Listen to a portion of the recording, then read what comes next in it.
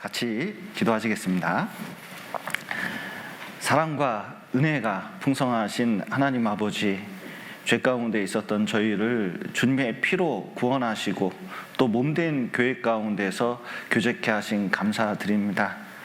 내일부터 있는 대전도 집회 함께 해주시고 또 많은 분들이 말씀을 들음으로 구원함을 얻을 수 있도록 도와주시고 또 말씀을 주관하시는 우리 민경 목사님 함께 해주셔서 더욱 주님의 말씀을 또 복음을 분명히 증거함으로 많은 분들이 주께 돌아올 수 있도록 구원받을 수 있도록 도와주시옵소서.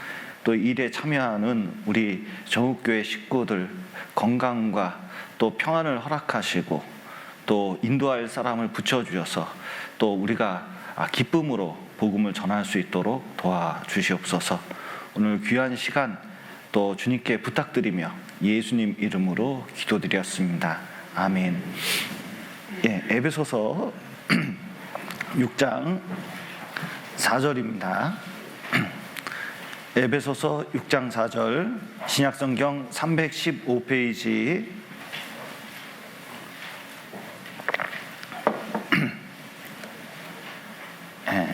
에베소서 6장 4절입니다. 신약성경 315페이지 6장 4절을 우리 천천히 같이 읽어보겠습니다. 또 아비들아 너희 자녀를 노엽게 하지 말고 오직 주의 교양과 훈계로 양육하라.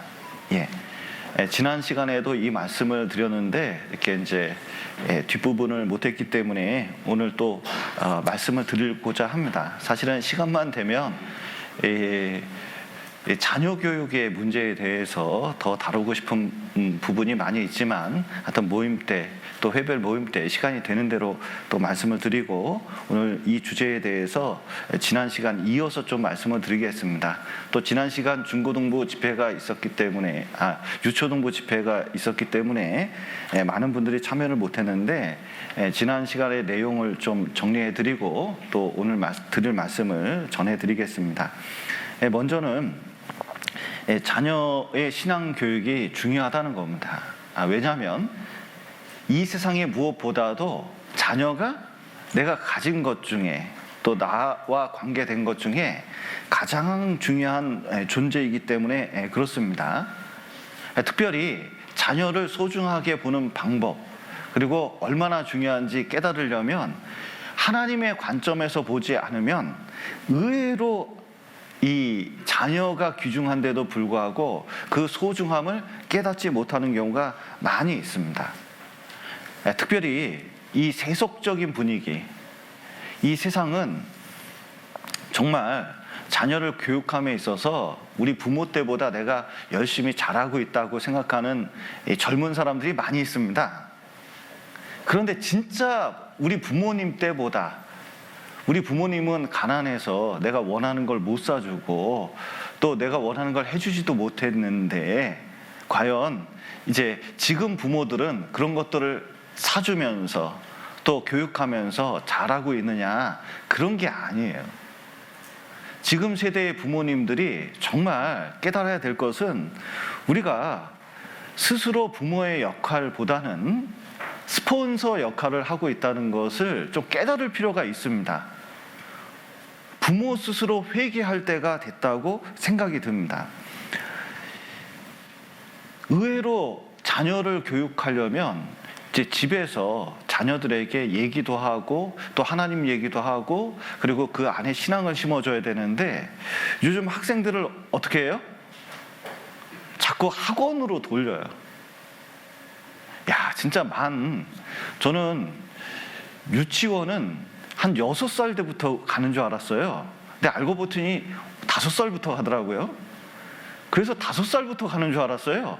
그러니까 알고 보더니 3살부터 가더라고요. 그 3살부터 가는 게 뭐라 그러더라? 어린이집이 아니라 하여튼 그러니까 과거에는 상상치도 못한 일이 지금 벌어지고 있습니다. 그때부터 애들이 돌기 시작해요. 그래서 계속 초등학교 들어가니까 어디 돌아요? 학교 갔다가 바로 봉고차가 있고 타서 어디로 가요? 학원으로 가요. 학원을 한 군데만 가요? 두 군데 가요? 세 군데 간다고요? 깜짝 놀랐네. 그리고 저녁 때 만나는 거예요. 근데 저녁 때 만나서 이제 아이들에게 여러 가지를 가르쳐 줄 수 있는, 그 만나서 대화할 수 있는 시간이 있느냐? 그런 게 아닙니다. 좋은 부모는 스폰서가 아니라 이 아이에게 신앙을 가르쳐 줄 수 있는 부모가 정말 좋은 부모고, 좋은 부모는 돈으로 되는 게 아닙니다. 만약에 돈으로 좋은 부모가 된다면 이 세상에서 제일 좋은 부모는 김정은이에요. 왜냐하면 돈이 북한에 다른 사람은 없는데 본인은 진짜 많거든요. 만약에 뺑뺑이 돌리는 것으로 좋은 부모, 스폰서로 좋은 부모가 된다면 우리나라 재벌이 최고 좋은 부모입니다. 그러나 대한항공 사태를 보듯이 결코 돈으로 좋은 부모가 될 수 없다는 것을 우리가 잘 알게 됩니다. 저희 어머니는 제가 생각하는 정말 저에게는 가장 좋은 부모님이십니다. 왜냐하면 돈이 없으셨고, 그리고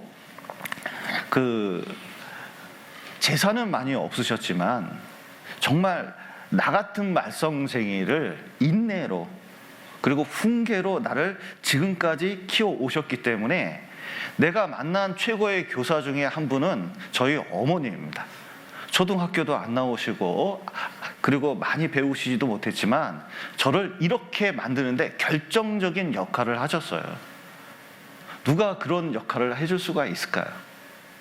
여러분, 우리 가정은 최고의 학교고 최고의 교사는 그 자녀의 직접적인 부모라는 것을 잊으면 안 됩니다. 그래서 여러분, 세상적인 교육을 아무리 시켜도 이 아이가 교육을 잘 받아서 서울대를 들어가고 삼성전자 같이 큰 회사를 들어가도 고난이 있을까요? 고난 없을까요? 고난이 반드시 있습니다. 삼성전자 다녀도 50이 몇 대에서 퇴직하는 경우가 얼마나 많은지 몰라요. 오히려 그것이 성공이 아니라 또 진짜 절망감에 들어가는 시작일지도 몰라요. 그래서 인생길에 많은 고난과 어려움이 있는데 그 아이에게 신앙을 심어준다면, 그리고 올바른 믿음을 심어준다면 여러분, 이 아이가 그 믿음 때문에 살아가고 믿음 때문에 이겨냅니다. 그래서 이제 이 아이에게 신앙을 심어주고 믿음을 심어줄 수 있는 가장 직접적이고 중요한 사람이 누군지 아셔요? 가장 영향을 많이 미칠 수 있는 사람이 누굽니까? 그건 단연코 부모예요. 여러분, 자식이 잘못되면 가장 크게 영향을 받는 사람도 누구예요? 그건 당연히 부모예요. 그렇기 때문에 자녀 교육의 1차적인 책임은 학교 선생님도 학원 선생님도 교회 학교 선생님도 아니에요. 누굴까요? 바로 나입니다. 성경에서도 하나님께서도 우리에게 가장 직접적인 자녀에게 영향을 미칠 수 있는 존재가 부모님이기 때문에 부모님들에게 정말 이 자녀들에게 어떻게 교육할 것을 분명히 말씀하고 계셔요. 그 첫 번째가 뭐예요? 자녀를 대할 때, 사랑하는데 올바로 키우는 가장 중요한 방법, 첫 번째가 뭡니까? 한번 보시죠. 에베소서 6장 4절 보시겠습니다. 또 아비들아, 너희 자녀를 어떻게 하지 말라고요? 노엽게 하지 말고 오직 주의 교양과 훈계로 양육하라. 골로새서에서도 아비들아, 너희 자녀를 경록해 말지니 낙심할까 함이라 그랬는데, 첫 번째 자녀를 대할 때 가져야 되는 자세가 뭐냐면 노엽게 하면 안 된다는 거예요. 여러분, 자녀가 나를 짜증나게 합니까? 짜증 전혀 안 나게 합니까? 애를 볼 때마다 화가 솟습니까? 평강이 찾아옵니까? 그런데 이게 자꾸 자녀가 말을 안 듣는 특징이 있기 때문에 이게 이제 분노가 나는 경우가 있거든요. 그때마다도 이제 부모가 교육의 책임을 가지고 있기 때문에 교육의 가장 중요한 것 중은 감정적으로 대응하면 안 되거든요. 그러니까 내가 뭐냐면 이 분을 참아야 돼요. 저도 이거 참 이렇게 말하면서도 자책이 많이 됩니다. 진짜 이게 화를 줄이면서 살아야 되는데 이게 자꾸 이게 나와요. 그런데 나오면 어떻게 되느냐? 문제는 분을 내는 그 안에 뭐가 있냐면 자녀를 인격적으로 생각하지 않습니다. 그리고 아이는 사랑으로 생각하지 않아요. 그러면 상처를 받습니다. 상처를 받으면 부모는 자녀가 자기를 존경하기를 바라거든요. 그런데 부모님을 존경하지 않아요. 그리고 그 분노 때문에 자녀에게 뭐냐면 말씀을 전해주고 싶어도 어떤 훈계를 하고 싶어도 그게 전혀 들어가지가 않습니다. 그렇기 때문에 이제 최고의 교사로서 자녀를 가르칠 때 가장 중요한 점은 노하면 안 된다는 거예요. 왜냐? 자녀의 인격과 자녀의 어떤 그 존재감을 분을 내면서 다 깎아먹기 때문에 그래요. 제가 이제 교회 안에서도 한번 보고 밖에서도 봤는데 세상에 아저씨들이요, 애 하나 놓고 부모도 있는데 놀려 먹어요. 아주 비아냥거리면서 막 놀려 먹는 경우가 있습니다. 근데 아이는요, 울면서 약이 올라가지고, 약이 오를 뿐만 아니라 너무 억울해서 눈물을 펑펑 흘리는데 그게 재밌다고 보는 아저씨들이 있어요. 심지어 그런 부모들도 있습니다.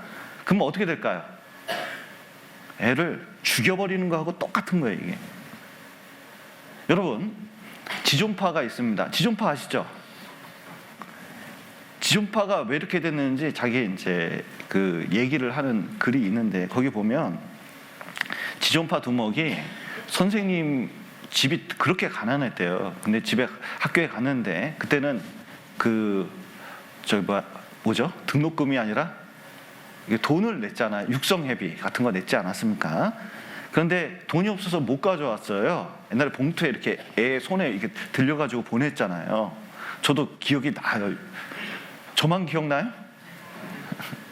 이거 아시는 분은 저하고 나이가 비슷한 겁니다. 그러니까 이제 어렸을 때 이렇게 쭉 가거든요. 그런데 선생님이 육성회비 안 가져왔다고 등록금도 없이 돈도 없이 육성회비도 없이 학교 못 하러 오냐고 야단 쳤대요.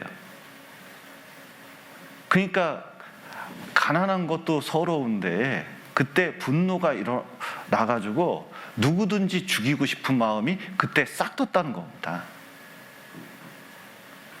근데 그때 심은 그 감정이 나중에 어떻게 돼? 지존파를 만든 거예요. 우리가 아이를 노엽게 함으로 그 안에 있는 그 영혼을 망가뜨리는 경우가 얼마나 많은지 몰라요.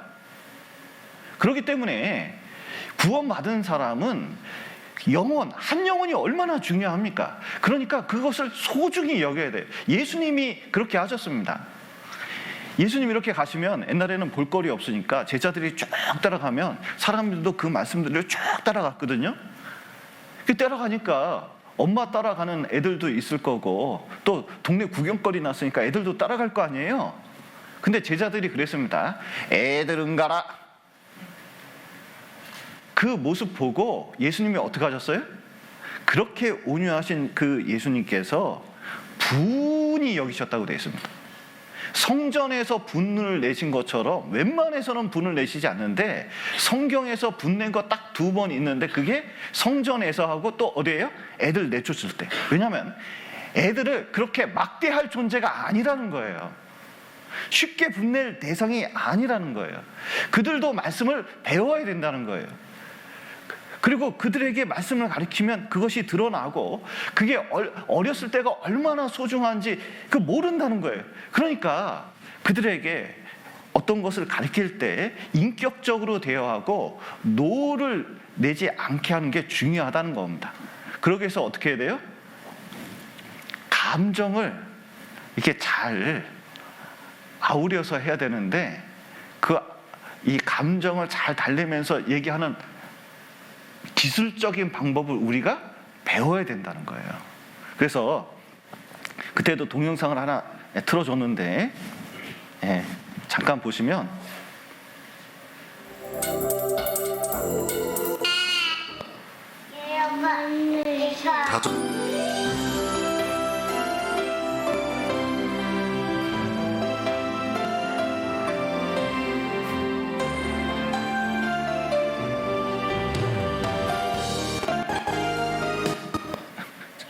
자 보세요. 자, 사랑에는 뭐가 필요해요? 기술이 필요하다는 겁니다. 우리가 기술을 좀 배워야 됩니다. 사랑하는데 그걸 잘 표현하는 게 필요합니다. 여기 한번 보시죠. 5살 준이와 2살 터울의 여동생 이수를 키우고 있는 주부 민영재 씨. 요즘 들어 아들 걱정이 많습니다. 왜? 엄마는 이거 동생이 생긴 후로 사사건건 트집을 잡고 수시로 엄마의 애정을 확인하려 하는 준이. 알 수 있었다고. 엄마는 자연토해쟁이. 자 보십시오. 자 여기 잘 보셔야 돼요. 엄마들 잘 보셔야 돼요. 이게 엄마와 딸과의 관계는 그 관계가 대체적으로 괜찮은 경우가 많습니다. 근데 엄마의 가장 미스테리 중에 하나가 누군지 아세요? 아들입니다. 아들.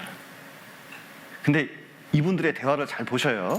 한 번 화가 나면 좀처럼 풀 줄을 모릅니다.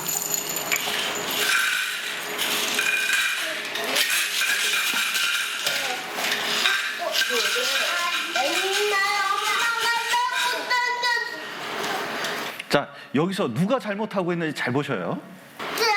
네가 이쁜 행동을 해야지 이쁘지. 맨날 뭐 네가 그러니까 그러지 엄마가. 내가 그래서 바람 불 거야. 바람 쐬러 나갈 거야. 똑바로 말을 배워. 내가 뭘 나갈 거라고. 바람 쐬러 나가서 너 뭐 할 건데?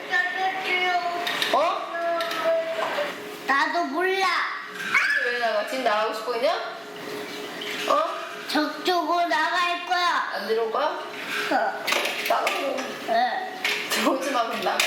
엄마가 내가 목 땡겼다고 했으니까 나가지. 자 보세요. 지금 우리는 웃고 있지만 자 엄마는 저렇게 하는 거 보면 재밌어요? 안 재밌어요? 의외로 재밌어요. 그런데 문제는 자 보세요. 아까 아이 표정을 보십시오. 얘 심각합니까? 안 심각합니까? 보통 심각한 게 아니에요. 근데 엄마는 그거 알아차려요? 재밌어해요? 이게 어떤 결과를 낳는지 보세요. 이렇게 되면 결국 불똥은 엄한 대로 튀고 맙니다. 이 집에서 가장 어리고 약한 동생 이수에게로 말이죠. 너 엄마 이따 너 이따 몰라. 너 이따 이 만담으면 갈줄 알아? 자 보세요. 지금 둘이 대화하는 거 보니까 어떤 게 느껴져요? 자 엄마하고 싸웠잖아요. 여러분 집에서 오늘 아침에 좀 집안에서 뭐 싸우고 나오신 분 계셔요? 그러면요 형제 자매 간에 사이가 좋아질까요? 자꾸 승질이 날까요? 싸우고 오신 분이 계신가 보네요. 자 보세요. 정리 다 해줘. 정리는 다 하고 너는 최선을 다해서 정리나 다 해. 정리나 다 하고 최선을 다해서 해봐. 너 해봐. 안돼. 정리는 다 해. 흔히 동생을 본 아이들이 시샘을 한다지만 준이의 경우는 시샘의 정도가 도를 넘었습니다. 자 보세요. 화가 자 자녀에게 넘어갔습니다. 자녀는 가만히 있어요. 또 다른 사람한테 넘어가요. 자 그리고 점점 성격을 만들어냅니다.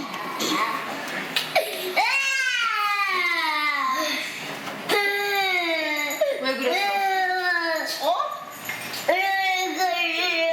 주은이가 뭐야 오빠지. 맨날 주은이 하니까 오빠 또 나는 거 아니야. 또 주은이 너 왜 자꾸 그러는데? 어? 방금 못생겼다고 했잖아. 아유 멋져 잘생겼어. 엄마가 미안해. 너 잘생겼어. 부모의 양 자, 보세요. 지금 누가 제일 문제 있는 것 같아요?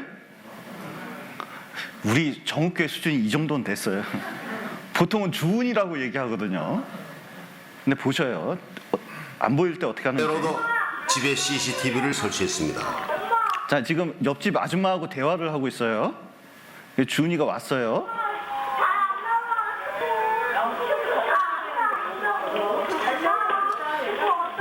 자꾸 뭐 해달라 그래요. 근데 요만한 아이는 엄마한테 하루에 엄마를 500번 부른다 그러대요. 그러면 엄마는 500번 듣고 싶어요? 좀 그만 듣고 싶어요? 그만 듣고 싶으니까 애가 얘기해도 들어요? 안 들어요? 안 들어요. 개무시해요, 진짜. 그러면서 어떤 일이 일어나는지 보셔요. 텔레비전이 잘 안 나온다고 준이가 엄마를 잡아 끌자 이웃 아줌마와 얘기하던 엄마가 귀찮합니다. 그러다 작은 손찌검이 시작되고 자, 작은 손찌검이 시작됐는데 애가 때렸어요. 그러면 참아야 됩니까? 죽어라고 패야 됩니까?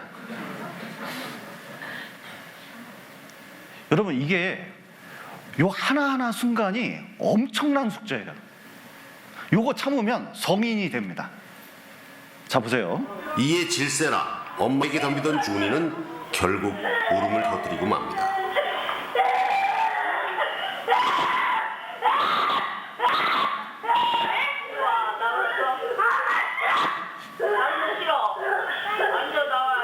이웃이 찾아왔음에도 불구하고 마치 늘 있는 일처럼 엄마는 준이를 야단칩니다. 결국 매를 들어 겁을 주고 그제서야 사태가 진정됩니다. 자, 보세요. 이제 훈계할 때 이웃집 아줌마 있는 데서 야단을 쳐야 됩니까? 나중에 야단 쳐야 됩니까? 지금 엄마는 극도로 분이 났을까요? 안 났을까요? 화 났을까요? 안 났을까요? 엄청 났습니다. 그러면서 이렇게 하는 거예요. 그러면 애를 자존감을 엄청 무너뜨린 거죠. 근데 본인은 아무 잘못 없다고 생각해요.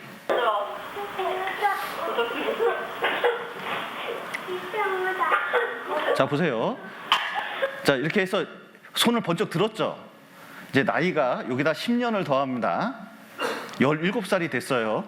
손 들어. 그러면 손 들을까요? 그냥 때리려면 때려봐? 이렇게 될까요? 준이는 5분이 넘도록 손을 들고 있었습니다. 하지만 이렇게 혼을 내는 엄마 마음도 편치만은 않습니다. 왜 그러신 거야? 얘기해봐 빨리.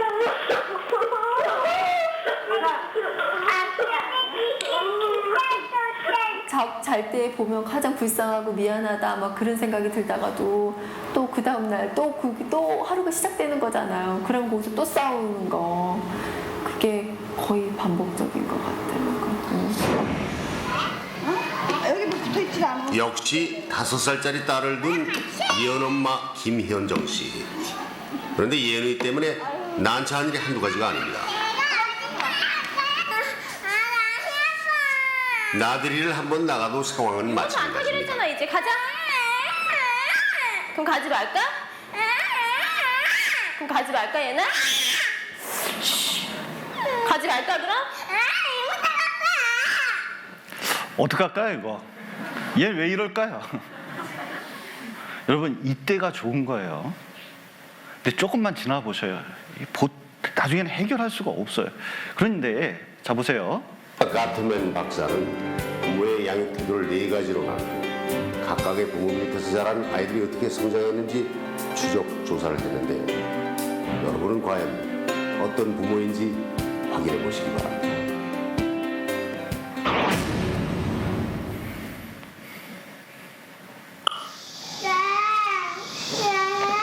지영아, 무슨 일이야? 아빠 어떻게 부모가 죽었어? 어제까지 멀쩡하더니 금붕어가 죽었네. 지영아, 자, 금붕어가 죽었습니다. 여태까지 키우던 그 예쁜 금붕어가 죽었어요. 죽었다고 울고 있어요. 그럼 어떻게 할까요? 여러분 같으면 어떻게 하겠습니까? 갖다 버려! 자, 보세요. 진짜 이런 한순간 한순간이 얼마나 중요한지 몰라요. 이걸 기회로 삼아야 됩니다. 자, 보십시오. 뭐 그까지 갖고 그래. 오늘 아빠랑 피자 먹으러 갈까? 싫어, 안 먹어. 아, 왜 그래? 너 피자 좋아하잖아. 자, 웃어봐, 응? 하지마, 아빠. 안 먹는다니까. 그럼 아빠가 다른 군복 한 마리 사줄게. 자, 가자. 응? 자. 잠깐, 안 먹는다고 자꾸 그러잖아요. 왜 그럴까요? 왜 그러죠? 금붕어 죽은 거 얘기하는데 딴 것으로 자꾸 말 돌리려고 하니까 힘든 거예요. 감정을 이해를 못 하니까. 자, 보십시오.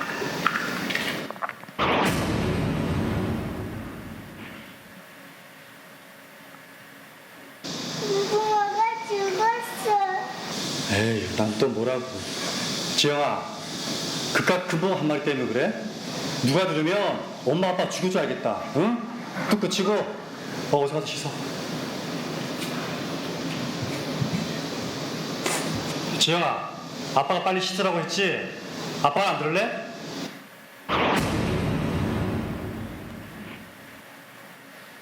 무궁화가 죽었어. 금붕어가 죽었네. 아이고, 그래서 우리 공주님이 이렇게 슬프구나. 그래, 슬프면 울어야지. 시컷 울어라. 아빠 미워. 아빠 공공을 사랑해. 아빠 미워. 지영아, 왜 그래? 죽소 전환형이나 억압형 부모 아래서 자란 아이들은 자신의 감정을 무시당했다고 생각을 합니다. 자, 여기 중요한 얘기 있습니다. 뭐가 무시됐다고요? 감정이 무시됐다고 생각하는 거예요. 제가 이제 복음을 전하면서 성경 연구하면서 하나님은 인간을 그렇게 소중히 여기거든요. 그런데 우리도 뭐냐면 스스로가 굉장히 소중한 존재고 다른 분도 되게 중요하잖아요. 자녀도 얼마나 중요합니까? 그러니까 그 존중감에서 아이를 대하면 아이가 점점 그 수준에 맞춰서 수준이 올라갑니다. 근데 막대하잖아요. 그러면 아이 수준이 점점 그렇게 되는 거예요. 근데 그 감정을 알아주느냐 알아주지 않느냐가 그 아이의 상태를 결정할 수가 있다는 거예요. 그러니까 이건 공부하고 상관이 없는 거예요. 그래서 부모가 배우든 배우지 않든 어떻게 말하느냐가 굉장히 중요한데 한번 보시죠. 따라서 감정 대처가 잘 안 될 뿐만 아니라 특히 억압형의 경우는 자신감이 부족하고 또래 관계에 어려움을 느낍니다. 또 영부모는 아이의 감정을 받아주기만 할 뿐 행동의 한계를 정해주지 못하기 때문에 자기 조절 능력이 떨어지고 사회 속에도 문제가 생길 수 있다고 합니다. 자, 그렇다면 과연 어떤 부모가 좋은 부모일까요?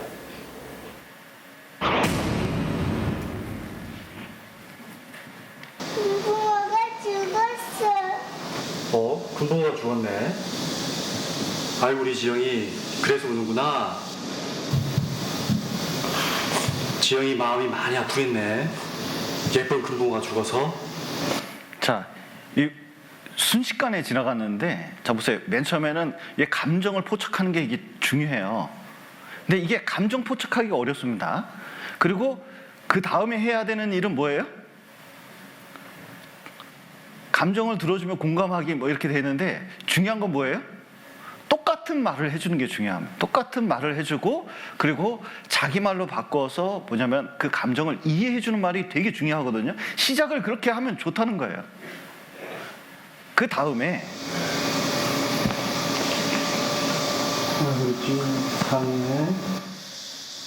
우리 지영이가 좋아하는 금붕어가 죽어서 아빠도 속상하고 슬퍼. 네가 이름도 지어줬었잖아, 그치? 응, 미미야. 근데 미미가 죽었어. 아, 미미였구나. 지금 우리 딸 기분이 어때? 너무 슬퍼. 자 보세요. 교제 가운데서 되게 이제 어려운 게 공감해주고 중요한 건 내가 말을 많이 하는 게 아니라 상대방이 자기 마음, 감정을 얘기하게 하는 게 이게 진짜 중요한 거예요. 근데 이 우리는 참 우리 교육 시대 때는 뭐냐면 이게 이런 걸 안 배웠어요. 근데 요걸 배워야 됩니다. 그리고 말을 하잖아요. 그러면 이제 그때부터 해결이 시작되는 거예요. 그리고 부모가 다시 살아났으면 좋겠어. 아빠도 정말 그랬으면 좋겠어. 근데 한 번 죽으면 다시 살아날 수가 없잖아. 자 보세요. 금붕어가 살아났으면 좋겠어 이렇게 얘기합니다. 그러면 여러분 같으면 어떻게 얘기하겠습니까? 아니 죽은 걸 어떻게 해? 아니 뭔 소리야? 막 이렇게 있잖아요. 그게 아니라 이제 스스로 문제를 해결하게 하는 겁니다. 그러니까 방법을 제시하는 게 아니라 이 금붕어를 다시 살릴 수도 없고 우리 금붕어나 멋있게 이별하는 방법을 생각해보면 어떨까? 그런 무덤을 만들어주고 싶어. 그래, 그거 좋은 생각이네. 아빠랑 아파트 마당에 묻어주자. 우리 딸 아직도 많이 슬퍼? 아니야, 이제 좀 괜찮아졌어요. 부모가 자 이렇게 하는 건데 쉽습니까? 어렵습니까? 어렵죠. 근데 이게 큰 효과가 있어요. 한번 보시죠. 여기 보면 자 여기 실험을 했습니다. 젠가를 하는데 이 젠가 할 때 절대로 아이가 풀 수 없는 젠가예요. 시간 내에 할 수가 없습니다. 그때 부모가 어떤 대화를 하는지를 보고 가정 상태를 아는 거예요. 한번 보시죠. 오늘 아빠랑 피자 먹으러 갈까? 생기는 거야. 이제 무게 중심이 어디로 잡히는 실패로 끝난 후 엄마가 원인을 분석하는 동안 갑자기 아빠가 화제를 돌립니다. 은채는 학교에서 친구들이랑 놀이하다가 은채가 진 적이 있었어? 근데 체육 시간은 뭐 하는 게 제일 좋아? 은채는? 줄넘기? 아니면 피구? 너 너만 공격하는 애 없었어? 너만 맞히려고 하는 애 없었어? 특별히 내가 공을 받았잖아. 그때 딱 누구를 때리잖아. 은채는 좋아하는 피구 게임에 대해 열심히 설명하는데요. 과연 아빠의 의도는 무엇이었을까요? 근데 거기에 한 곳에 자기가 실패한 거에 너무 집착하게 하는 것보다는 다른 쪽으로 전환시켜주는 게 기분 전환해주는 게 낫지 않겠냐 그렇게 생각했습니다. 아 그래서 피부 얘기는 막 하셨군요. 네. 예. 그래서 효과가 있었던 것 같습니까? 어느 정도는 효과가 있었다고 저는 생각합니다. 과연 그럴까요? 게임에 실패하면 모든 아이가 일단 스트레스가 높아집니다. 피구 이야기를 하면서 스트레스는 좀 낮아졌지만 게임 중에 최저치보다는 훨씬 높아져서 스트레스는 결국 풀리지 않았습니다. 자, 또 피부 얘기할 때도 게임에 진 생각을 하고 있었죠? 네. 어떻게 하는 게 좋을 것 같아 너한테는? 엄마 그냥 아빠가? 화끈하게 어떻게? 그냥 진 거면 진 거니까 그 일은 일단 잊어버리긴 잊어버려야 되는데 아이가 감정을 알아주기를 원했던 겁니다. 자, 여기 또 보시죠. 무슨 맛에 새끼가 눈물 질질지 않아 임마? 그럼 못 써 임마. 그렇게 안 해도 돼. 눈물이 더욱 붉어지는 성훈이. 아빠의 얘기는 성훈이에게 전혀 위로가 되지 않습니다. 줘야지 얘를. 이번에는 준태네 집으로 가볼까요? 얘 기울고 있잖아 지금 봐라. 기울고 있잖아. 엄마의 계속되는 질책에 아이는 불안해하며 자, 보세요. 이게 젠가니까 망정이지. 이게 교과서라고 생각하세요. 지금 수학을 가르치고 있습니다. 애가 못 풀고 있어요. 그때 엄마는 옆에서 어떻게 해야 될까요? 긴장 속에서 게임을 합니다.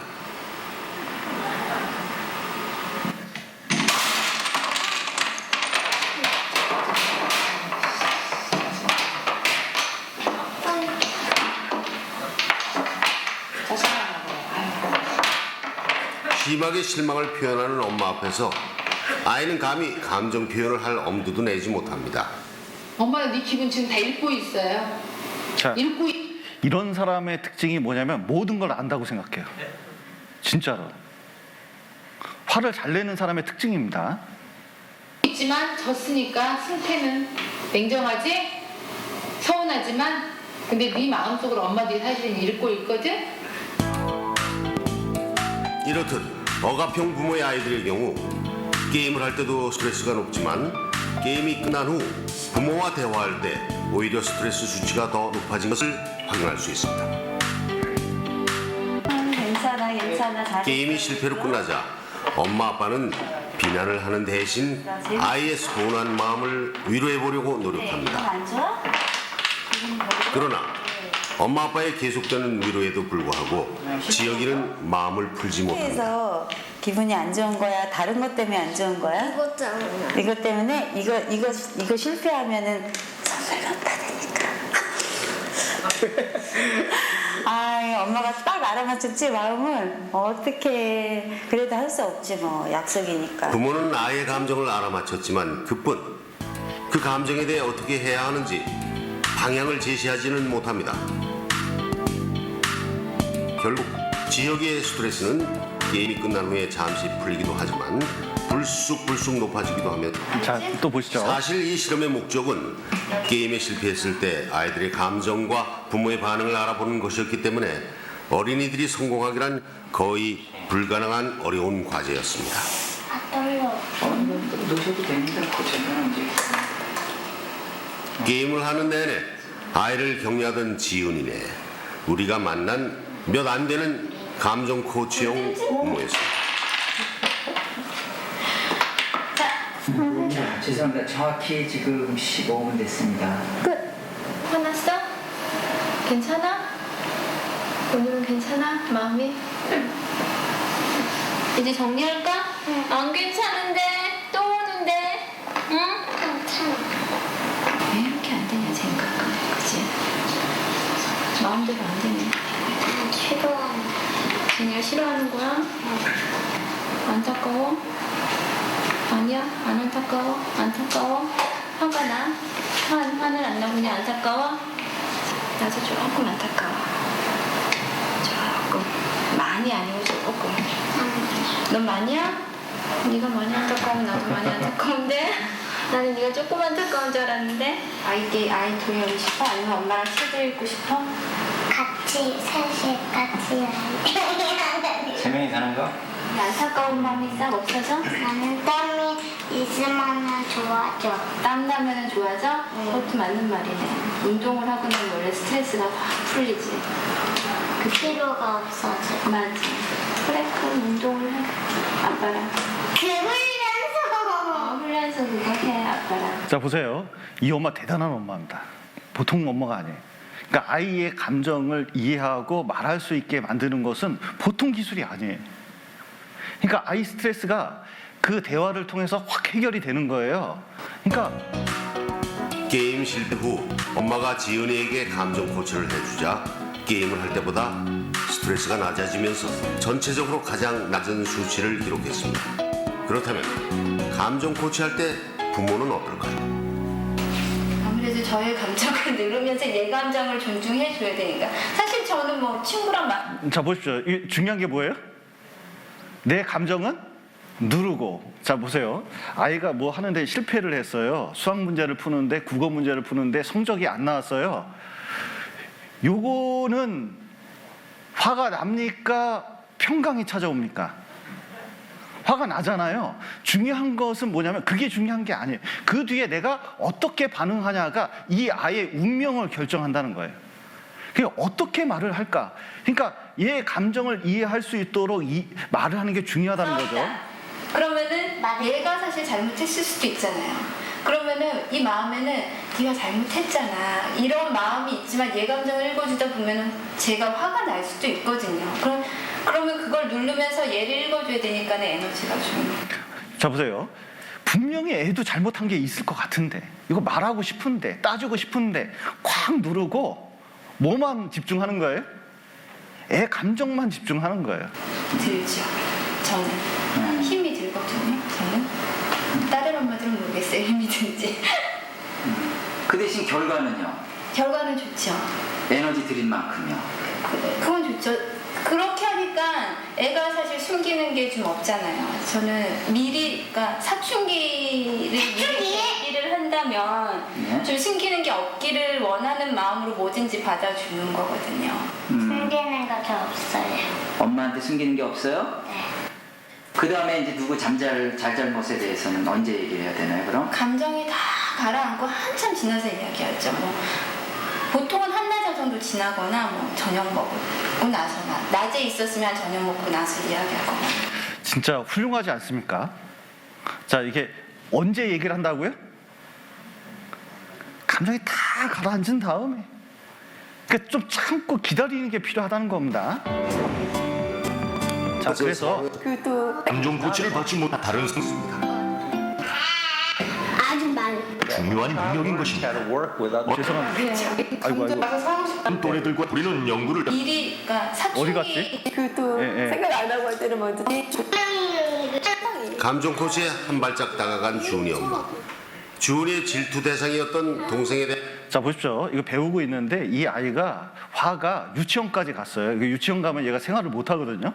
따로 있고. 그런데 감정 코치를 이렇게 배웠습니다. 그리고 애가 어떻게 변했는지 한번 보시죠. 우선 주은이 얘기부터 들어보시죠. 주은이가 이수랑 싸우면 엄마가 뭐라고 해? 응? 혼냈어?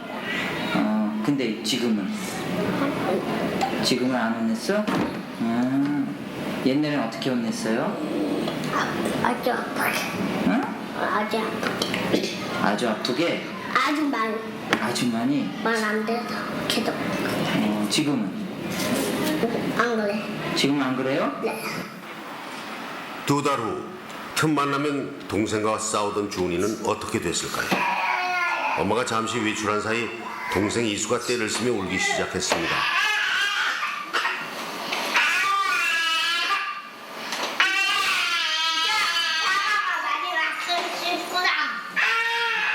놀랍게도 주은이가 동생에게 감정 코치를 하고 있었습니다. 사과 줄까? 이제야 사과가 많이 먹고 싶구나. 그런데 엄마가 와야지 사과 먹으면 안 될까? 알았어. 그러면 사과 줄까? 오빠가 자기의 감정을 읽어주자 이수는 울음을 뚝붙였습니다. 이수는 오빠의 친절에 금세 표정이 환해집니다. 이렇게 2달 전에는 상상도 못했던 일들이 벌어지고 있었습니다. 이거 내 거야. 아무것도 안 먹었는데? 그렇게 맛있다? 최고해야지. 그렇게 하는 게 아니고 이거 아빠 손가락. 나도 아니 그렇게 하는 게 아니고 이 손가락이 너무 튼튼해서 아빠 손가락으로 하기로 했어. 뭘 영광도 갖고. 남매를 이토록 달라지게 한 것은 무엇일까요? 애기들이 우리가 생각할 때는 어떻게 보면 모르고 이렇게 해도 되겠지 이렇게 그냥 내가 편하기 위해서 대하는 부분이 많았다면은 그게 진짜 아니구나 그런 걸 더 많이 느끼게 됐어요. 주은이를 고쳐주려고 성격으로 그렇게 생각했지 저희는 저희의 그 양육 태도를 솔직히 생각을 안 했고 아기를 생각을 했었거든요. 근데 일단은 이번에 상담 받고 막 프로그램을 느낀 거는 애가 문제가 아니고 부모가 맡겨야 된다는 걸 절실히 느꼈지. 여러분 자녀 생각할 때 자녀가 문제라고 생각합니까? 내가 문제라고 생각합니까? 이게 이제 그 자녀를 대하면서 사실은 자녀가 문제 행동이 있기 때문에 부모가 참는 게 많으니까 자꾸 이 자녀를 고치려고 하는 경향이 커요. 당연히 부모니까 그렇죠. 근데 문제는 자기 말이나 행동이 사실은 자녀에게 훨씬 더 많은 문제를 일으키고 있다는 걸 알 필요가 있어요. 특히 그리스도인들은 어떻게 양육을 해야 되느냐? 다시 한번 에베소서 6장 4절을 보시겠습니다. 또 아비들아 너희 자녀를 노엽게 하지 말고 오직 주의 교양과 훈계로 양육하라. 여기 오직 그랬거든요. 이게 무슨 뜻이냐면 자꾸 다른 세상적인 방식으로 자녀를 교육할 생각하지 마라. 진짜 하나님의 방법대로 하는 게 중요하다. 그리고 노엽게 하지 않은 건 소극적인 태도라면 이제 오직 주의 교양과 훈계로 양육하라고 말씀하셨는데 이제 적극적으로 자녀를 이제 감정을 가라앉히고 적극적으로 가르칠 마음을 가지고 있으라는 거예요. 여기에 사명감을 가질 필요가 있습니다. 여러분, 유대인들은 그 핍박을 받은 민족이거든요. 2000년 동안 나라가 없었잖아요. 정확하게 말하면 2700년입니다. 나라가 2700년 동안 없었어요. 그럼 어떻게 해요? 전 세계를 떠돌아다녀요. 전 세계에 흩어져서. 근데 그 민족이 놀랍게도 유대인이라는 것을 잊어먹은 적이 없습니다. 바벨론 같은, 아시리아 같은, 진짜 그 로마 같은 그런 제국도 다 망했거든요. 근데 유대인은 멸망하지 않았어요. 그 이유가 무엇이냐면 이들에게 가정교육이라는 게 있었기 때문에 그렇습니다. 그러니까 가정을 얼마나 유대인들이 소중하게 생각했는지 모릅니다. 특별히 유대인들이 잘못된 사상이 있죠. 이방인한테는 가르칠 필요가 없어요. 하나님의 명령을 받아서 진짜 이 유대인의 전도는 뭐예요? 자, 우리는 이방인을 전도하잖아요. 근데 유대인의 전도는 뭘까요? 자식 많이 낳는 거. 자식을 많이 낳는 거예요. 그러니까 초정통파 유대인은요, 최대한 많이 낳습니다. 그러니까 한꺼번에 가능하면 10손가락을 채우려고 그래요. 지금도 얼마나 많이 낳는지 몰라요. 그리고 그 다음에 하는 일이 뭐예요? 애를 많이 낳는 게 중요한 게 아니라 하나님의 방법대로 교육하는 게 중요하니까 구약 성경을 가지고 가정에서요, 이 가정이 교회예요. 끊임없이 성경을 가르쳐요. 그러니까 마음에 뭐가 있냐면 진짜 이 세상에서 성경 가르치는 것은 우리 가정에게 맡겼다고 확실히 생각합니다. 그러니까 어렸을 때부터 이 도덕적인 교육, 하나님 교육을 막 해놓습니다. 그러면 어떻게 되느냐? 도덕성은 언제 형성돼요? 여러분, 아까 이렇게 보면 저 주은이가 있는데 5살이잖아요. 5살이잖아요. 그때는 엄마가 어떻게 하든 아이하고 대화가 됩니까? 안 됩니까? 대화가 되거든요. 그러니까 그때 잘해야 돼요. 근데 엄마들은 또 아빠들은 그때를 중요하게 생각하지 않습니다. 근데 그때 5살 때까지 뇌가 폭발적으로 증가하거든요. 90% 이상이 4살 때 다 만들어져요. 그러니까 유대인은 4살 때까지요, 얼마나 대단한 노력을 하는지 몰라요. 그래서 성경을 익숙하게 만들려고 성경에다가 꿀을 발라놓습니다. 그러면 애가 한번 맛보고 어떻게 해요? 성경과 그래서 뭐냐면 머릿속에 뭘 집어넣으려고 그러면 성경 말씀이 달다, 좋은 거다. 그러니까 유치원 때부터요, 얼마나 그림 그릴 때 뭐 할 때 다 그런 교육을 계속 엄마가 시켜요.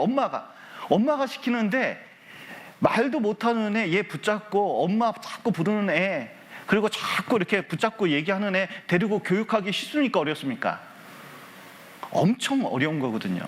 근데 유대인들 교육하는 거 한번 나중에 보셔요. 얼마나 엄마가 인내심이 많은지 그걸 끝까지 받아주는 거예요. 그러니까 아이가 점점 4살 때 도덕성이 딱 들어갑니다. 신앙을 딱 심어줘요. 그러면 어떻게 되느냐? 이상하게 8살부터 시작해가지고 12살까지 그때 조금 많은 것이 기초가 잡히거든요. 도덕성이 딱 잡히면요, 여러분, 사람이 언제 머리가 좋아지는지 아세요? 도덕적으로 분별이 딱 되기 시작하면 그때부터 책이 읽히기 시작해요. 그러니까 여기다가 어렸을 때 가능하면 빨리 신앙을 심어주고 도덕성을 딱 심어주면요, 애가 나중에는 안 가르쳐도 잘 자라요. 그런데 우리나라 부모들은 어쩌면 초등학교 때까지의 교육을 다 무시합니다. 에너지를 많이 투입 안 해요. 언제부터 하려고 그래요? 초등학교 때까지 내가 돈을 벌어야 된다. 돈을 많이 법니다. 그리고 어떻게 해요? 중고등학교 때 학원비로 다 써버리려고 하는 거예요. 사실은 거꾸로 됐습니다. 저는 우리 아이들이 교회에 와가지고 신앙교육 하는데 진짜요, 학원비나 진짜 할 수만 있으면, 교회 돈이 있으면 우리 아이들한테 많이 퍼붓고 싶어요.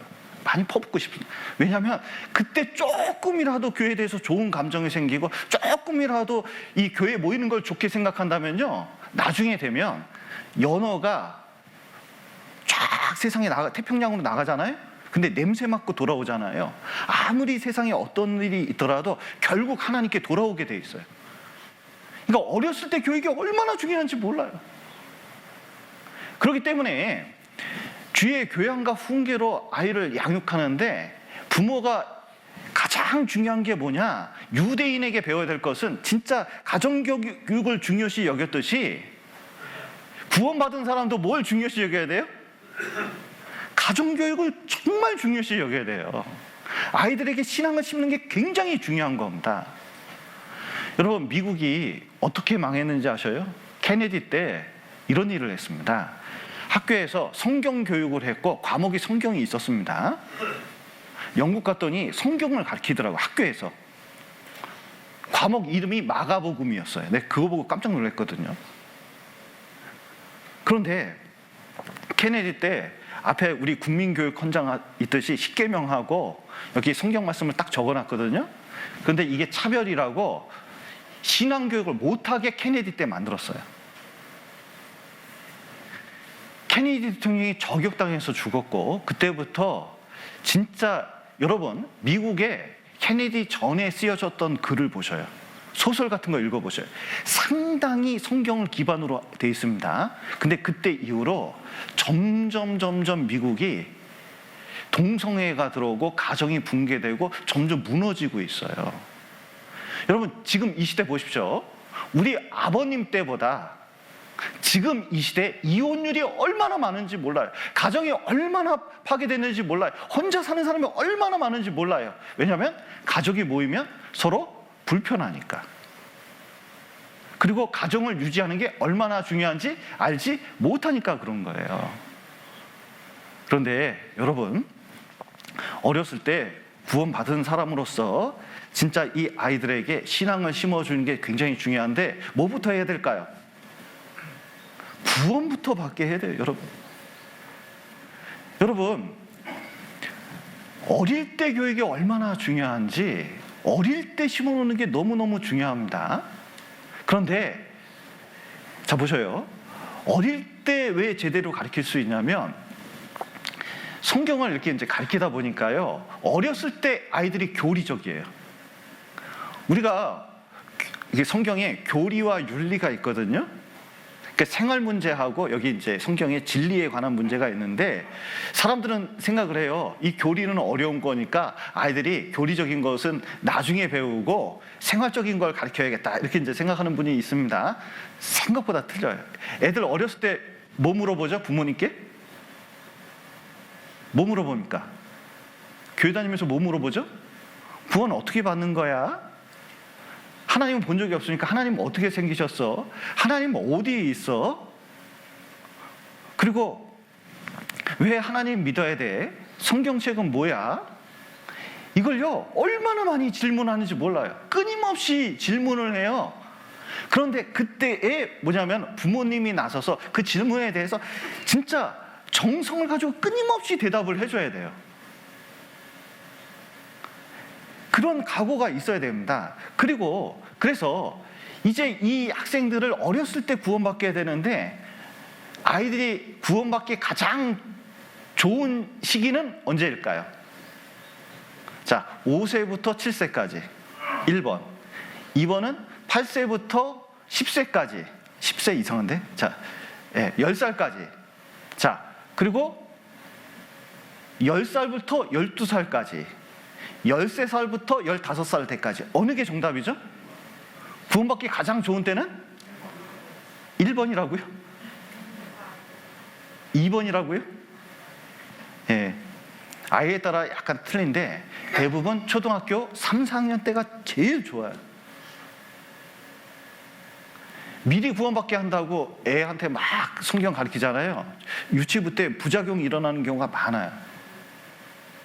1, 2학년 때는 아이 상태의 수준에 따라 틀려요. 그러니까 아이에게 잘 설명해 주는 게 좀 필요합니다. 그렇더라도 에너지를 그렇게 투입할 필요는 없는데 3, 4학년 때는 목숨을 걸고 애 구원받게 해야 돼요. 부모님이 정말 애정을 가지고 해야 됩니다. 그런데 아이가 잘 못 받아들이는 경우가 있어요. 이때부터 어떻게 하냐면 중학교 3학년 때까지는 죽어라고 신앙교육을 시켜야 돼요. 얼마나 중요한 때인지 몰라요. 각오에 각오를 가져야 됩니다. 그리고 이제 고등학교 들어가면요, 자기 힘으로 교제를 하는 법과 전도하는 법을 가르치면 이 아이가 진짜 신앙이 올바로 딱 되게 돼 있거든요. 근데 부모님이 그에 관심이 없어요. 왜냐하면 교회 학교에서 알아서 하는 거지. 그리고 교회에서 교회 학교 이제 후원회비 받잖아요. 근데 후원회비 가지고는 애들 간식비도 잘 안 나옵니다. 그러니까 그거 볼 때마다 무슨 생각이 드냐면, 아하, 아이 교육에는 부모님이 학원 교육이나 학교 교육보다 큰 관심이 없구나. 그러나 그리스도인의 책을 읽어보셔요. 대부분 초등학교 지나서 중학교 들어가잖아요. 이미 확고한 신앙 가지고 아이들을 전도하고 자기가 대학 때 배운 것보다 이때 배운 게 훨씬 크다고 얘기하는 그리스도인들이 얼마나 많은지 몰라요. 그러니까 우리가 정말 부모가 아이를 교육하려면 교육학교 선생님도 돼야 되고 진짜 성경을 많이 알고 아이가 무슨 말을 하는지 그때 처음에 많이 들어놓으면 나중에 얼마나 좋은지 몰라요. 그리고 성경 강연에 1년에 몇 번 해야 돼요? 할 수만 있으면 대집회를 보통 4번이나 5번 하잖아요. 그래도 구원이 흔들흔들 하는 경우가 얼마나 많은지 몰라요. 아이들은 어떨까요? 아이들은 쉬우니까 쉽게 건너갈까요? 그렇지 않아요. 제가 서울에서 대전까지 아이들을 하계수양에 참석해 하려고 봉고차에 운전할 사람이 저밖에 없어가지고 쭉 데리고 갔거든요. 뒤에 가서 막 떠들고 얘기하는데 구원 문제를 서로 야, 구원이 뭐냐? 구원이 이런 건데? 막 하면서 서로 떠드는데 우리는 당연히 아이들이 어려서부터 들었으니까 구원이 무엇인지 알 거라고 생각하지만 아이들은 생각보다 그렇지 않습니다. 생각을 해보니까 수양회 때 하고 겨울에 어린이 전도 집회 때 들었기 때문에 그런 거예요. 1년에 2번 듣고 머릿속에 바뀔까요? 안 바뀔까요?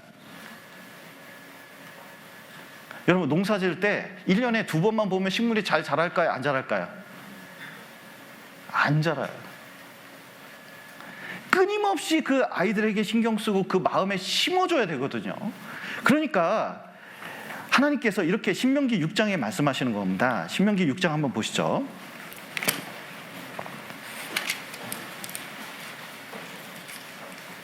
6장 6절부터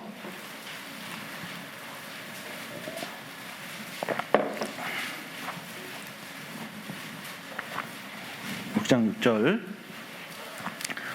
오늘날 내가 네게 명하는 이 말씀을 너희 마음에 새기고 아직 못 찾으셨나요? 271페이지 구약성경 271페이지 신명기 6장 6절부터 다시 읽겠습니다. 오늘날 내가 네게 명하는 이 말씀을 너희 마음에 새기고 네 자녀에게 어떻게 가르치며? 부지런히 가르치며 집에 앉았을 때에든지 길에 행할 때에든지 누웠을 때에든지 일어날 때에든지 이 말씀을 강론할 것이며 너는 또 그것을 내 손목에 메어 기호를 삼으며 내 미간에 붙여 표를 삼고 또 내 집 문설주와 바깥문에 기록할지니라. 아이를 교육할 때 손목에 매라. 생활할 때 하나하나를 잘 대화를 해서 이제 바로바로 얘기하는 게 아니라 그 감정을 살피면서 얘기를 하고 미간에 머릿속에 심으라는 거죠. 그리고 문설주 집에 나갈 때 들어올 때 그리고 집안에 있든지 바깥에 있든지 진짜 끊임없이 아이 교육에 대해서 빨리 이 세상에 어떤 것보다 시급한 게 하나님 말씀을 이 아이들에게 가르치는 거거든요. 여러분 사람들은 아이에게 빨리 저걸 영어를 가르치려고 해요. 그래서 학원을 어렸을 때부터 보냅니다. 한글도 아직 못 됐는데 영어를 하게 생겼어요. 근데 빨리 누구보다도 빨리 수학을 가르치려고 해요. 그런데 그거보다 더 시급한 게 뭐예요? 어떻게 해서든 말씀을 가르치고 도덕성을 심는 게 여러분 얼마나 중요한지 몰라요. 그래서 진짜 학원에 보내는 그 엄마의 심정 그리고 애를 교육하고자 하는 어느 학원 보내서 뭘 교육하고자 하는 그 심정 가지고 유대인들처럼 자녀 교육을 해야 됩니다. 얼마나 독하게 성경 말씀을 가르치는지 몰라요. 여러분이 유대인이 성경 교육하는 거 보면요, 깜짝 놀랄 거예요. 그러면 성경을 외우게 시키는데 한 챕터를 다 외우게 하거든요. 성인식 13살 때 성경을 못 외우면, 에베소서 1장부터 6장까지 못 외우면 성인이 아니에요. 그런데 그걸 외우게 하니까 단어가 어떻게 돼요? 많이 알잖아요. 그러니까 단어가 많이 하니까 생각도 많이 할 수 있는 거예요. 여러분, 유대인이 머리가 좋아서 똑똑해진 게 아닙니다.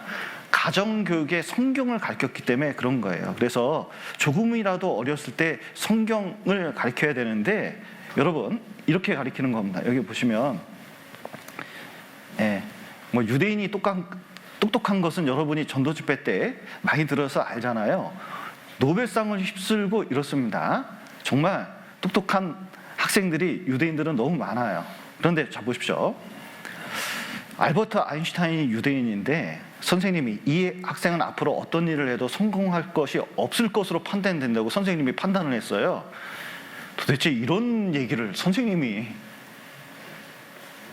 그런데 자, 이런 얘기를 선생님이 들으면 여러분 같으면 어떻게 하겠습니까? 자, 선생님이 연락했는데 문제아라고, 학교에서 애가 문제를 일으키고 있다고 얘기하는 거예요. 애도 그 얘기를 들었어요. 그러면 여러분 같으면 어떻게 하겠습니까?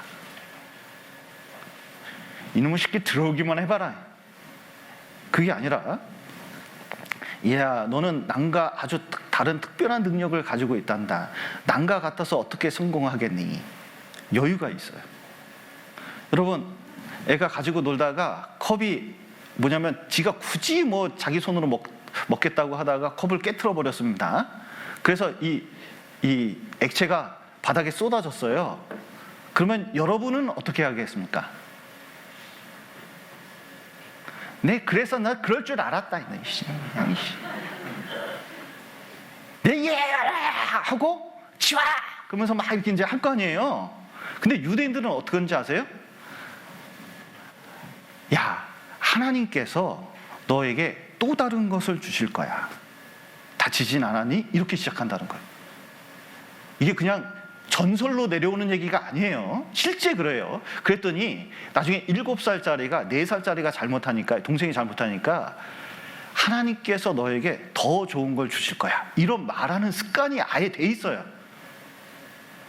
그래서 이제 유대인들은 자기가 다른 부분이 있으면 좋은 점을 맞춰주는 게 있는데, 이 유대인을 기르는 방법이 대화 토론입니다. 그래서 유대인 교육의 중심이 어디라고요? 가정에서 신앙교육을 하는 거예요. 그래서 그 대표적인 게, 가정교육의 핵심이 뭐예요? 밥상머리 교육. 자, 보셔요. 그래서 여기 보시면 그 교육의 중심이 가정이고 그 중심에 또 밥상머리가 있는데, 자 보십시오. 대부분 길거리에서 밥을 먹는 경우가 많이 있습니다. 바쁘다고. 자, 우리도 바빠요. 여러분, 집에서 애들하고 부모님하고 같이 밥을 먹는 경우가 좀 종종 있습니까? 밥 먹을 시간이, 서로 만나서 밥 먹을 시간이 없습니까? 옛날에는 아버님 오시면 어머니가 밥상을 차려놓고 아버지 숟가락 뜨기 전에 밥 먹어요, 안 먹어요? 안 먹어요. 그리고 계란은 누구 거예요? 아버지 거예요, 애 거예요? 요즘은 어떻게 합니까? 요즘에 애를 학원을 보낸다고. 그러니까 뭐냐면 애부터 밥을 먹여야 되는 거예요. 근데 애가 먹는데 뭘 좋아해요? 고기를 좋아하니까 고기 반찬에 온갖 것을 쫙 해요. 근데 남편이 좀 늦게 들어오잖아요. 그러면 자기도 일하고 와서 피곤한데 남편이 늦게 들어와서 밥 달라 그러면 짜증나잖아요. 그러니까 어떻게 해요? 남편 밥은? 있던 밥 대충 챙겨서 이렇게 먹이는 거예요. 그러니까 남편이 집에 와서 할 일이 있습니까, 없습니까? 할 일 없게 만드는 거예요. 그러니까 교육이 전혀 안 돼요.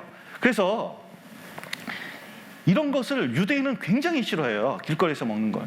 우리는 어떻게 하면 애를 쫓아가면서 이렇게 먹이는데 밥도 잘 먹지도 않죠, 이렇게. 근데 애들끼리 먹어요. 엄마는 체려주인하고 설거지하고 뭐 얼마나 바쁜지 몰라요. 도대체 엄마들은 왜 이렇게 바쁜 거예요? 대화할 시간이 없어. 뭘 차려주인하고 정신이 없어. 그러니까 애들끼리 먹는 거예요. 그러니까 별로 맛도 없어, 애들끼리 먹으면. 왜냐면 애는 지금 뭐가 필요해요?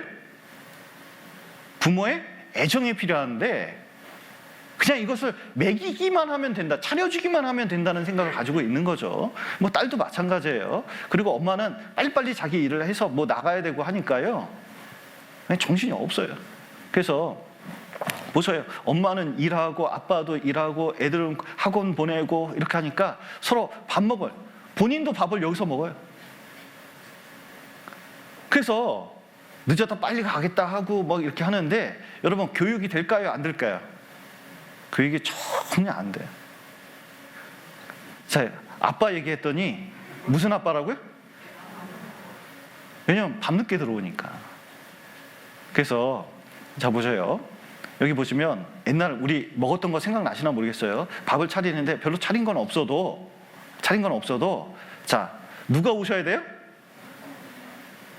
큰아빠가 오셔야 돼요. 그래서 엄마가 정성껏 차리는데, 자, 요 태도, 자 보세요. 요거 별거 아닌 것 같지만 지금 엄마가 아빠 오실 때까지, 아빠도 오시고 큰아빠 오시고 할아버지도 오셔야 밥을 먹는다, 이렇게 교육을 하고 있어요. 그런데 지금 태도가 어떠죠? 여기서 아빠가 큰 존재라는 걸 가르쳐주는 거예요. 이때 존중이 무엇인지 배우기 시작하는 겁니다. 그러니까 이게 얼마나 큰 일인지 몰라요. 그런데 엄마들은 이걸 싹 무시하고 싶어. 왜냐하면 본인이 낮아지는 건 정말 싫어하거든요. 그러니까 애는 지금 죽으려고 그러는데 그걸 꼭 참게 하는 거예요. 여러분, 밥상머리에서 인내심이 많은 애가 나중에 어떻게 돼요? 공부도 잘해요. 인내심도 많아져요. 그래서 그 밥상머리에서 자제력을 높이는 게 얼마나 중요한지 몰라요. 그러니까 자 보세요. 음식 먹기 전에 어떻게 해요? 손 씻게 만드는 겁니다. 그리고 기도하는 자세에 굳혀줘야 되고, 여기 하여튼 참을 수 있도록 밥 먹을 때 뭐 해야 돼요? 텔레비전 끄는 거예요. 휴대폰 끄는 거예요. 그리고 이제 재촉하지 말고 차분히 기다리게, 꼭꼭 심게, 천천히 대화하면서 하는 것을 가르치는 게 중요합니다. 그래서 여기 미국에서 봤더니 아침 식사를 같이 하거나 가족끼리 밥을 하잖아요. 그러면 보세요. 뭐가 차이가 나냐면 가족 식사 횟수와 약물 중독 간의 관계가 있다는 거예요. 그래서 부모님과 식사를 더 자주 할수록 흡연이나 음주나 약물 중독이 없어진다는 겁니다. 그래서 캠페인을 하는데 제발 가족끼리 모여서 밥 좀 먹자는 거예요. 밥 좀.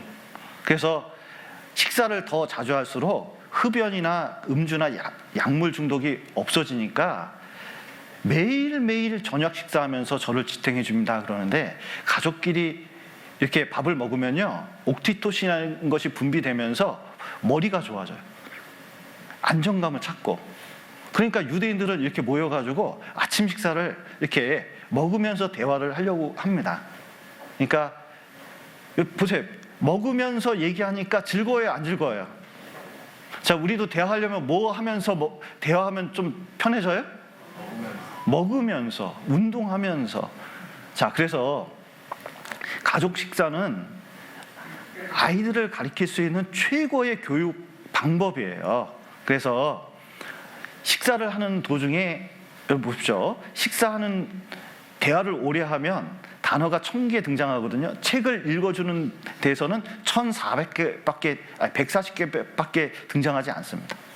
그래서 이제 아이들을 하고 있을 때, 자 보십시오.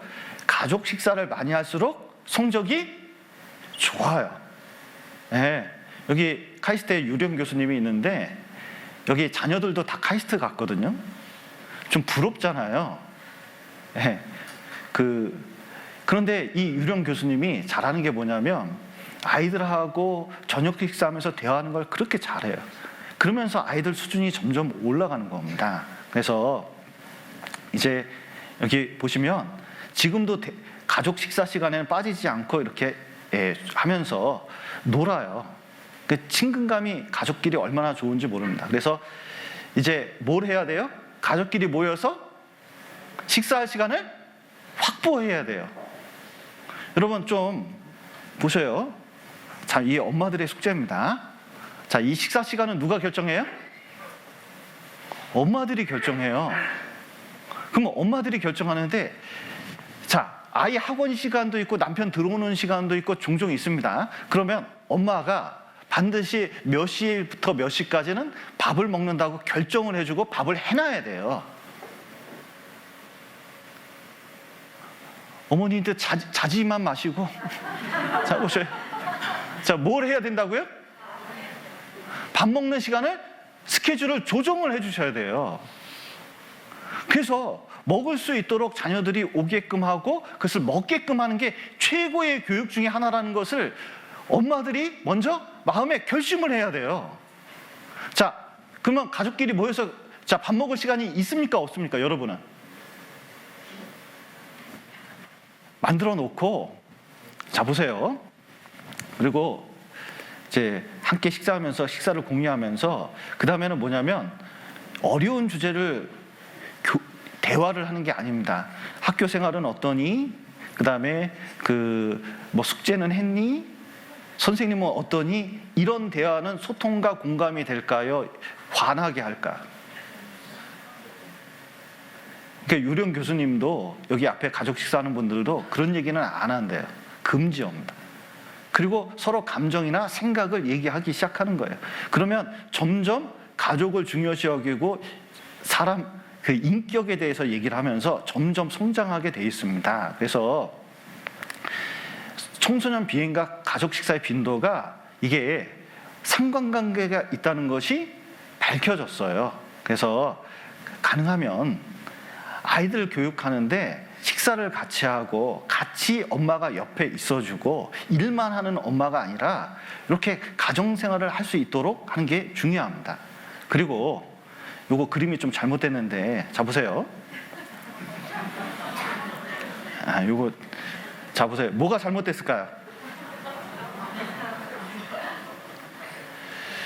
그 유대인들은 우리는 교회가 성전이잖아요. 가정을 성전처럼 생각했습니다. 그러면 요 자리에 누가 있어야 돼요? 아빠가 있어야 돼요. 아빠가 여기 앉아서 뭐 해야 될까요? 기도를 해줘야 돼요. 그리고 자녀들에게 뭘 해줘야 돼? 축복을 해줘야 돼. 왜냐하면 하나님이 그를 통해서 축복을 해주길 원해요. 근데 엄마들이 뭐 하냐면 여기 설거지통에서 음식 차리고 하는데 이 자리가 편하다는 거예요. 그러면서 뭐냐면 아빠의 권위를 깎아먹습니다. 그리고 아빠는 뭘 줘요? 지금 뭐 주고 있습니까? 자꾸 뭘 그 제2의 가정부처럼 이용해 먹는 경우가 있는데 결국 리모컨밖에 들 게 없어요. 그러면서 가정을 점점 파괴하는 경우가 종종 있습니다. 여러분, 아버지의 권위가 생기지 않으면 자녀들이 동성애할 할 가능성이 점점 높아진대요. 그래서 실제로 아버지가 역할을 할 수 있도록 만들어주는 것이 굉장히 좀 필요합니다. 그래서 가능하면 이 아이들에게 대화도 하고 분위기도 만들어주면서 아이들에게 가르치는데 가장 중요한 것은 자 보세요. 아이들에게 공부를 시키고 싶어요. 그러면 어떻게 하면 공부를 할까요? 1번 학원을 보낸다. 그것도 비싼 학원에 보낸다. 2번. 3번 집에 와가지고 애를 공부를 시킨다. 몇 시부터 몇 시까지 학습지 이렇게 풀라고 숙제를 내준다. 학교 숙제도 있는데 집에 와서 숙제를 엄마가 더 내줘요. 자, 3번 뭐냐면 부모가 책을 읽는다. 자, 어떤 게 정답이죠? 자, 어떤 게 정답입니까? 자기는 맨 휴대폰이나 텔레비전만 보고 있으면서 애들 보고는 뭐냐면 이만큼 풀라고 이것도 못 푸냐고 막 승질 냅니다. 그런데 여러분, 자녀는 부모가 말한 대로 배우는 게 아니라 행동한 대로 배운다는 것을 명심해야 됩니다. 특히 어릴수록. 그래서 아이에게 먼저 집에서 성경을 읽고 기도하는 모습을 가르쳐주지 않으면 어떻게 이 아이에게 신앙을 가르쳐줄 수가 있겠습니까? 이 가정에 하나님이 있다는 것을 보여주려면 내가 하나님이 있는 것처럼 행동하지 않으면 절대로 안 해요. 권위의식 가지고 애들을 교육할 수 있는 시대가 절대로 아닙니다. 말이 승질내면서 얘기한다고 아이들이 듣는 시대가 아니에요. 그래서 본을 보여줘야 되는데 여러분 자녀는 이제 주의 교양과 훈계로 가르치라고 했으니까 여기 보시죠. 주의 교양과 훈계가 여기 에베소서 다시 보시죠.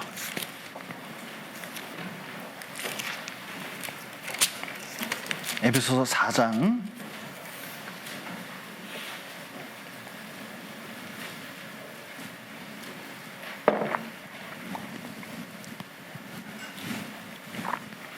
'교회에 대해서 바울 사도가 말씀하십니다. 여기 2절 3절 보시죠. 1절부터 읽겠습니다. 그러므로 주 안에서 갇힌 내가 너희를 권하노니 너희가 부르심을 입은 부르심에 합당하게 행하여 모든 겸손과 온유로 하고 오래 참음으로 사랑 가운데서 서로 용납하고 평안에 매는 줄로 성령의 하나 되게 하신 것을 힘써 지키라. 이겁니다. 교회 안에서 우리가 이런 덕목을 가지고 생활하듯이 이런 덕목을 가지고 어디서 행하면 돼요? 가정 안에서 이걸 가르치려고 하면 돼요. 가정이 하나다. 그리고 서로 간에 끝까지 참으면서 이 하나님 말씀을 높이려고 하는 태도를 가지면요, 절대로 자녀가 잘못되는 경우가 없습니다. 그러니까 이 자녀를 위해서 잘 키우려면 먼저는 기도를 많이 하는 게 중요해요. 어떤 분이 말씀하시더라고요. 이런 이제 말씀을 드리면 밥상머리 교육이나 아까 감정 코치법 같은 경우 노하지 않는 걸 이렇게 가르치잖아요. 그러면 해보려고 합니다. 집에서. 그러면 애가 어렸을 때는 효과적인데 좀 나이를 먹었습니다. 중학교 이상이 됐어요. 이미 얘는 벌써 13년 이제 이만큼 익숙해져가지고, 그런데 이제 뭐 마음이 좀 그래? 그러면서 이제 대화를 하려고 합니다. 그러면 애가 뭐라 그럴까요? 아유, 목사님이 말씀하셨다고 그렇게 하는구만? 그냥 하던 대로 해. 이렇게 얘기하는 경우가 있어요. 그런데 절대로 포기하지 마십시오. 이게 중요해요. 끝까지 참으면서 해야 돼요. 성질 죽이면서 끝까지 해야 돼요. 그러면 결국 열매를 얻을 때가 분명히 옵니다. 아이들은 아직 성숙하지 않은 아이들이기 때문에 분명히 문제가 생겨요. 분명히 잘못되는 게 있어요. 속상해하지 말아요. 부모가 그를 위해서 기도해주고 참잖아요. 자식들도 알아요. 자식들도 알아요. 여러분, 저 자라오면서 문제가 많았을까요? 문제가 적었을까요? 여러분 생각하기에 목사나 됐고 아이고 학벌도 좋은 것이 열심히 착하게 살아왔겠지 이렇게 생각할지 모르지만 전혀 착각하고 계신 거예요. 저 어렸을 때 엄청 말썽꾸러기였습니다. 그리고 저희 자매하고 이렇게 결혼하는데 친척 형들이 그랬잖아요. 자매 보면서 아이고 불쌍한 어떻게 결혼하셨어요? 참 인생이 참 아이고 힘들겠네요. 이런 식의 표정으로 우리 자매를 봤다니까요. 그 이해가 돼요. 왜냐면 어렸을 때 엄청 말썽꾸러기였거든.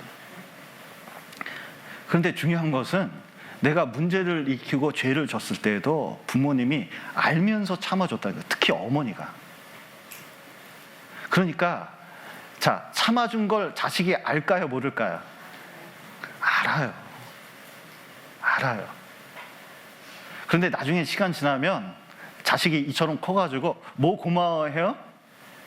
부모님 못 배운 거 고마워해요? 그게 아니에요. 못 배우셨어도 그런 문제를 다 참아준 걸 얼마나 고맙게 생각하는지 몰라요. 여러분, 우리 그리스도인은 방법이 틀립니다. 참아준 것뿐만 아니라 자녀를 위해서 기도해 줄 수 있잖아요.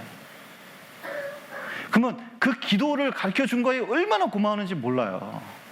여러분, 우리나라의 최대 인터넷 교육 사이트가 있습니다. 메가스터디? 뭐 그런 사이트가 있는데 그걸 만든 분이 있어요.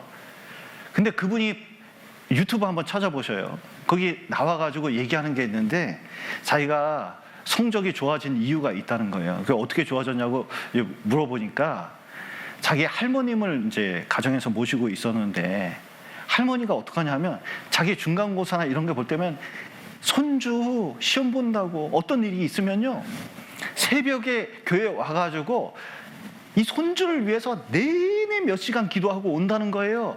그리고 탁 들어온 걸 애가 아는데 내가 그거 보면서 공부를 어떻게 안 할 수 있냐는 거예요. 근데 내가 생각을 해봤어요. 우리 자식이 시험 볼 때 그만큼 기도해 주나? 그리고 우리 아이가 뭐 할 때 그만큼 이 아이를 위해서 기도하나? 구원받은 사람이 어차피 하나님 있으니까 알아서 해주겠지 이렇게 생각하는데 그게 잘못된 태도라는 거예요. 여러분, 우리는 학원이 아이를 교육한 게 아닙니다.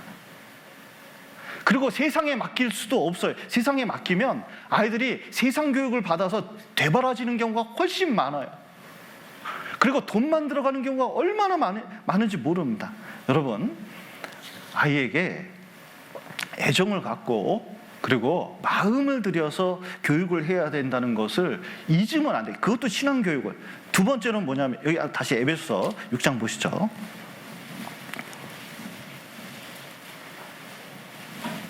6장 4절.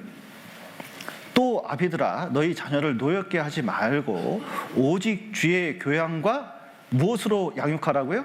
훈계로 양육하라. 자, 성경에서는 아이를 체벌하라고 되어 있습니까? 하지 말라고 되어 있습니까?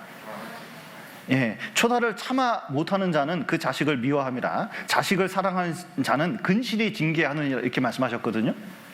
무슨 뜻이냐면 아이들을 가르칠 때 진짜 잘못한 것은 초다를 해야 된다는 거예요. 근데 문제가 생겼어요. 뭐가 문제가 생겼냐면 국가에서 부모가 자식을 체벌을 하잖아요. 이거 5호 담당 북한과 비슷하게 변했어요. 학교에 신고하도록 돼 있습니다. 그러면 이게 신고하게 되니까 아이들 체벌하면 안 되는 시대가 됐어요. 유치원도 마찬가지예요. 국가에서 그걸 감시하는 시대가 됐습니다. 그러면 애를 때려야 됩니까? 때리지 말아야 됩니까? 예, 때리긴 점점 힘들어져요. 근데 때로는 체벌이 꼭 필요하다고 성경은 말씀하고 계셔요. 그런데 교회 안에 있다 보니까 애들을 체벌을 하는데 어떻게 체벌을 하냐면 그날 엄마 컨디션에 따라서 애를 때려요. 애가 교회에서 막 하니까 말을 안 듣잖아요. 그러면 진짜 놀라운 일을 봤어요. 저 대강당 문 있잖아요. 저거 접히면 저쪽 안 보이는 부분이 있거든요. 근데 그 삼각형 안에서 막 애를 때리면서 혼내는데 거기서 혼내면 다른 사람들이 알까요? 모를까요? 당연히 다 알죠. 근데 애는 다른 사람이 다 안다고 생각할까요? 모른다고 생각할까요? 당연히 알죠. 그러면 걔 교회 어떻게 다녀요? 근데 진짜 놀라운 것은 아이들은 마음이 하얘야 같아요. 정말 커요. 그래도 교회에 나와요. 근데 나중에 보면 그 애가 큰 애가 있는데 그래도 잘 컸어요. 근데 방법은 옳지가 않아요. 또 중고등부 애들이 여기 말씀을 듣는데 부모님이 뒤에서 보니까 애가 졸고 있네. 화가 나요? 안 나요? 화가 나니까 와가지고 세상에 뒤에서 뒤통수를 부모가 탁 때리는 거예요. 그러면 여기 형제자매들 다 압니까? 모릅니까? 다 알죠. 그러면 그 아이는 뭐가 돼요? 그럼 교회 나오고 싶을까요? 안 나오고 싶을까요? 안 나오고 싶죠. 그래서 체벌은 있지만 그런 체벌이 있는 게 말하는 게 아니에요. 뭐냐면 아까처럼 아이에게 그 문제점을 정확하게 지적을 하고 문제를 삼고 맞을 만한 물이 설득이 된 다음에 때리는 겁니다. 그럼 맞을 만하고 맞잖아요. 그러면요 절대로 아이가 되바라지진 않아요. 중요한 것은 채찍을 대라, 훈계하라 이 뜻은 절대로 방임하면 안 된다는 겁니다. 놔두면 안 되는 거예요. 여러분 여기 정읍교회에 여기 그 풀이 있잖아요. 여기 풀 여기 소나무 있고 막 그렇잖아요. 그런데 저는 우리 소나무가 그렇게 비싼지 몰랐어요. 저 소나무 하나가 엄청 비싸더라고요. 근데 그 밑에 풀도 있잖아요. 근데 냅두면 잡초 생겨요. 냅두면 소나무가 지멋대로 큽니다. 근데 관리를 하면 예뻐요. 정읍교회 소나무처럼. 여러분, 가정도 자식도 냅두면 망가지는 거예요. 그래서 자기 기분이나 자기 느낌에 의해서 체벌을 하는 것도 아니고 내두는 것도 아닙니다. 정말 마음을 다해서 아이하고 소통을 하고 잘못된 것을 훈계해서 고치려고 하는 그 태도는 정말 꼭 필요하다고 성경은 말씀하십니다. 그래서 여러분, 진짜 아이를 키우는데 인내심을 잃지 않고 오래 참으면서 진짜 아이하고 소통하면서 아이를 어렸을 때부터 길러보십시오. 그리고 신앙을 심어주십시오. 그러면 여러분 나중에 절대로 후회하지 않는 자녀가 될 것입니다. 예. 그래서 여기 에베소 6장 4절을 꼭 마음에 부모님들 명심하고 자녀를 키워주셨으면 좋겠습니다. 같이 기도하시겠습니다. 사랑과 은혜가 풍성하신 하나님 아버지, 죄 가운데 있었던 저희를 주님의 피로 구원하시고 또 몸된 교회 가운데서 교제케 하신 감사드립니다. 우리가 부모로서 너무 부족한 부분이 많이 있습니다. 또 배워야 될 부분도 많이 있습니다. 우리 자녀를 주님이 귀중히 보시는 것처럼 귀중히 여길 수 있도록 도와주시고 또 시간과 마음을 쏟아서 자녀들이 잘 주 안에서 자랄 수 있도록 도와주시옵소서. 또 정읍교회 함께 해주시고 또 주의 일꾼들이 나올 수 있도록 도와주시고 또 교회가 점점 성장해 나갈 수 있도록 도와주시옵소서. 내일부터 있는 대전도 집회 함께 해주시고 또 많은 구원의 역사가 우리 가운데 나타날 수 있도록 도와주시옵소서. 귀한 시간 허락하신 감사드리며 예수님 이름으로 기도드렸습니다. 아멘.